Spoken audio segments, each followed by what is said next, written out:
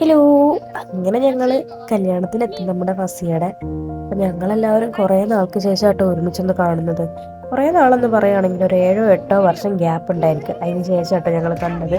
കല്യാണത്തലേന്ന് ഞാൻ എത്തിയതല്ലേ, അപ്പൊ കല്യാണത്തലേന്ന് കുറച്ച് പരിപാടിയൊക്കെ ഉണ്ടായിരുന്നു കേട്ടോ. ഇതാണ് നമ്മുടെ കല്യാണം നടക്കുന്ന ഹാള്. അങ്ങനെ ചെക്കനും കൂട്ടനും വന്നു. അൽഹംദുലില്ലാ നിക്കാഹ് അങ്ങനെ നടന്നു കിട്ടി. പിന്നെ നമ്മുടെ കണ്ണടയ്ക്ക് ഫുഡ് കഴിക്കുന്നിടത്തോട്ടൊക്കെ പോകുന്നുണ്ടായിരുന്നു കേട്ടോ. അത് കഴിഞ്ഞ് പെണ്ണിന്റെയും ചെക്കന്റെയും എൻട്രി അല്ലേ.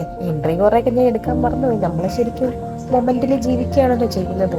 അങ്ങനെ ഈ ഒരു മുഹൂർത്തം വന്നപ്പോൾ ഗൈസ്, അങ്ങനെ ഞങ്ങളുടെ ഫസിയുടെ കല്യാണം കഴിഞ്ഞു. അവിടെ പെണ്ണിനും ചെക്കനും മാലയൊക്കെ ഇട്ട് കൊടുത്തു. എന്നിട്ട് നമ്മൾ ഫുഡൊക്കെ കഴിച്ചു. രാത്രി അവരുടെ വീട്ടിൽ ഫംഗ്ഷൻ ഉണ്ടായിരുന്നു. അതിനും ഞങ്ങൾ പോയിട്ടുണ്ടായിരുന്നേ. രാത്രി നല്ല ഭംഗിയുണ്ടായിരുന്നു, മാഷാ അല്ലാഹ്. നല്ല രസമായിരുന്നു അവിടുത്തെ പരിപാടികളൊക്കെ. പിന്നെ നമുക്കെപ്പോഴും നമ്മുടെ ഫുഡ് തന്നെ ആയിരിക്കുമല്ലോ, പറയാതിരിക്കാൻ വയ്യ. നല്ല ഫുഡായിരുന്നു.